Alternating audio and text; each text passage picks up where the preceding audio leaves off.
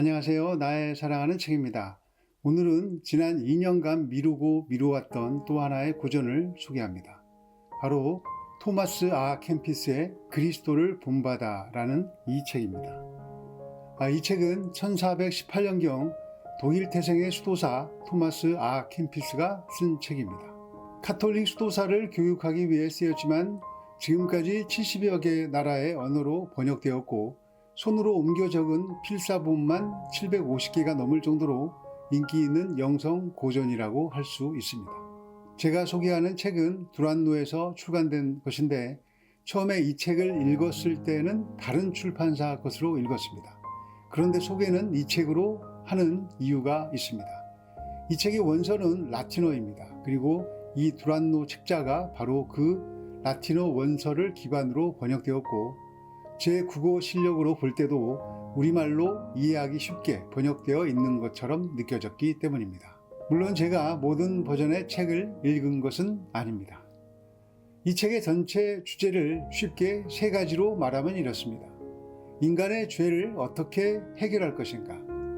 우리 마음이 왜 중요한가? 예수님과는 어떻게 연합할 수 있는가? 크게 4개의 장, 작게는 114개의 소주제의 글로 이루어져 있는데 오늘은 1번부터 14번까지의 소주제의 글에서 발췌한 문장을 통해 이 책이 말하고자 하는 것이 무엇인지 그리고 어떤 주옥 같은 내용이 담겨 있는지 그 일부를 함께 나눠보겠습니다. 이 책은 꼭 두고두고 보셔야 하는 책입니다. 많은 사람들이 복음을 아무리 많이 들어도 복음에 대한 갈망을 의식하지 못합니다. 이는 사람들 안에 그리스도의 영이 없기 때문입니다. 여러분이 성경 전체와 모든 철학자의 말을 피상적으로 안다 하더라도 하나님의 은혜가 없으면 무슨 소용이 있겠습니까? 하나님에 대한 사랑과 하나님만을 섬기는 일을 제외하고는 헛되고 헛되며 만사가 헛된 것입니다. 빠른 속도로 사라져 없어지는 것을 사랑하는 것도 헛된 일이며 끝없는 기쁨이 있는 곳으로 서둘러 가지 않는 것도 헛된 일입니다. 사람은 천성적으로 삶에 대한 갈망이 있습니다. 그러나 하나님을 두려워하지 않고 하나님을 존귀하게 여기지 않는 지식이라면 알아서 좋을 것이 무엇이겠습니까? 많이 읽고 많이 듣는다고 영혼을 구원받을 수는 없습니다. 만약 많이 알고 또한 깊이 이해한다고 생각하면 자신이 알지 못하는 것 또한 많다는 것도 아십시오. 교만하지 마십시오. 오히려 무지함을 자백하십시오. 자신을 진정으로 이해하고 자신을 중요하지 않게 생각하는 것, 이것이 최고의 지식이며 가장 유익한 교훈입니다. 종류에 관한 개념과 종에 관한 개념을 왜 문제 삼는 것입니까? 영원한 말씀을 듣는 사람은 어떠한 다른 의견에도 제약을 받지 않고 자유롭습니다. 만물을 하나로 보는 사람, 만물을 하나에 관련시키는 사람, 그리고 하나에서 만물을 보는 사람은 마음이 확고하여 동요하지 않으며 하나님 안에 평화로이 머물 수 있습니다.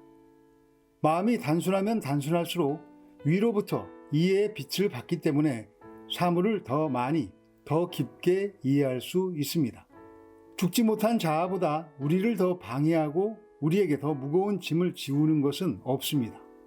무엇보다 자신을 겸손하게 이해하는 것이 지식을 깊이 추구하는 것보다 하나님에게로 가는 보다 확실한 길입니다. 심판의 날, 주님께서 우리에게 하실 질문은 어떤 책을 읽었고 무엇을 했으며 얼마나 잘 말을 했느냐가 아닙니다. 하루하루를 얼마나 경건하게 살았는지 그 한 가지를 물어오실 것입니다. 가슴에 큰 사랑을 품은 사람은 진실로 위대한 사람입니다. 스스로를 작고 낮게 보는 사람, 명예의 절정을 아무것도 아닌 것으로 생각하는 사람은 위대한 사람입니다. 세상적인 것은 모두 썩어 없어질 것으로 생각하고 그래서 그리스도를 얻을 수 있는 사람은 진실로 현명한 사람입니다. 하나님의 뜻을 행하고 자기 자신의 뜻을 버리는 사람은 진실로 배운 사람입니다. 사람이나 피조물에 희망을 두는 사람은 공허합니다. 하나님이 하시는 심판은 사람이 하는 심판과는 다릅니다. 사람을 즐겁게 하는 것으로 하나님을 즐겁게 하지는 못하기 때문입니다. 사람들은 자신이 원하는 것을 하기를 좋아하고 자신과 의견을 같이 하는 사람에게 끌리는 경향이 있습니다. 그러나 하나님이 우리 가운데 계시면 때로 자신의 의견을 포기해야 할 때가 있습니다. 우리는 왜 그렇게들 모여 남의 말 하기를 좋아하는지 모르겠습니다. 우리는 서로 위로를 얻기 위해 그리고 많은 생각으로 약해진 마음이 편안해지고 싶어 그렇게 쉽게 얘기에 빠집니다.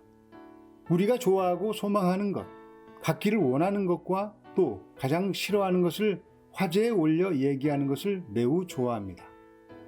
그러나 이것은 아무런 소용이 없는 헛된 일입니다. 이 외부적인 위로는 하나님이 영적으로 주신 위로의 큰 장애물이 되기 때문입니다. 해마다 단 하나의 잘못이라도 뿌리 뽑아 버린다면 우리는 그만큼 더 빨리 성숙한 사람이 될 것입니다. 그런데 이와는 반대로 이제 막 그리스도를 영접했을 무렵의 삶이 그리스도인이 되고 수년이 지난 후의 삶보다 더 좋고 더 성스러워 보이는 경우가 가끔 있습니다. 몸에 붙은 습관을 버리는 것은 어려운 일입니다. 우리가 바라는 것과 정반대 행동을 하는 것은 더욱 어려운 일입니다. 그러나 작고 중요하지 않은 일 하나도 극복하지 못하면서 그보다 더 어려운 일을 어떻게 정복할 수 있겠습니까? 조금씩 여러분을 더 큰 어려움으로 몰아넣는 일이 오지 않게 하기 위하여 여러분이 좋아하는 것들을 처음부터 거부하고 나쁜 영은 머리에서 내쫓으십시오. 유혹을 피하기만 할 뿐 뿌리를 뽑아내지 않는 사람은 발전할 수 없습니다. 그리하면 오히려 유혹이 전보다 더 빨리 찾아오고 더 나쁜 상황을 맞이하게 됩니다. 처음에는 단순한 생각이 마음에 떠오르고 다음에는 강한 망상, 그 다음에는 쾌락과 나쁜 행동이 따라오며 결국에는 마음으로 유혹을 받아들이고 맙니다. 악의에 찬 적은 초기에 저항하지 않으면 조금씩 천천히 그러다 완전히 마음속으로 들어옵니다. 저항의 소극적인 기간이 길면 길수록 우리는 매일매일 더 약해지고 적은 더 강해집니다. 바울이 말한 것처럼 하나님은 우리가 유혹을 받을 때에도 피할 길을 주시어 우리가 이를 감당할 수 있게 하셨습니다. 따라서 하나님은 겸손한 영혼을 가진 사람을 구하여 들어 올리실 것입니다. 만일 여러분이 예수 그리스도가 다스리는 권세보다 자신의 이성이나 논리에 더 의존한다면 여러분의 영성 개발 가능성은 희박합니다. 하나님께서는 우리가 온전히 그분의 뜻을 따르고 또한 그분에 대한 불타는 사랑으로 우리가 우리의 격정과 편견을 뛰어넘기를 원하시기 때문입니다. 영적 싸움에 대해 생각하게 하는 글들이 많습니다. 유혹과는 처음부터 싸워라. 초기에 저항하지 않으면 마음에 많은 것이 점령당할 것이다. 그런데 그 싸움의 출발점이 있습니다. 먼저 예수님을 만나야 한다는 것입니다. 그것이 그리스도를 본받는 출발점이 되기 때문입니다. 그럼 닮아갈 것입니다. 우리가 사람을 만나서 사랑하게 되면 그 사람이 좋아하는 것을 하게 되고 많은 면에서 닮아가게 됩니다. 나의 것을 포기하고 그가 또는 그녀가 좋아하는 것을 하게 됩니다. 그런데 시간이 지날수록 상대가 더 좋아지게 되면 사랑이 깊어지게 되고 성품을 알아가게 되면서 존경하는 수준이 되기도 합니다. 그리고 그 존경과 사랑이 더욱 깊어지면 결국 경배하는 수준이 됩니다. 무엇이든 오케이가 되는 것입니다.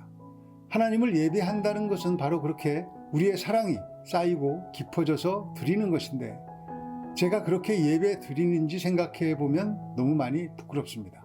어떨 때는 예배하기는커녕 사랑하고 있는지도 의문이 들 때가 많기 때문입니다.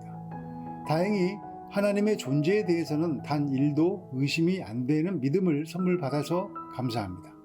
그럼에도 하나님에 대한 저의 사랑이 날이 갈수록 깊어지지 못하는 이유가 무엇일까요? 이 책은 제가 유혹을, 제가 좋아하는 것들, 제가 싫어하는 것들에 관한 사탄의 유혹과 처음부터 강력하게 싸우지 않았기 때문이라고 말하고 있습니다. 하나님께서는 우리를 강제로 바꾸어 가지 않으시는데 저는 저의 삶의 모든 것을 하나님께 미주알 고주알 이야기하지 않았던 것이 바로 사단의 유혹과 처음부터 강력하게 싸우지 않은 증거라는 것입니다. 여러분은 하루 가운데 예수님을 얼마나 생각하시고 예수님께 얼마나 자주 이야기하시고 또 그분의 음성을 얼마나 자주 들으시는지요? 이 책을 통해 찬찬히 죄인된 나를 깨닫고 돌이키는 은혜 누리시기를 예수님의 이름으로 축복합니다. 감사합니다.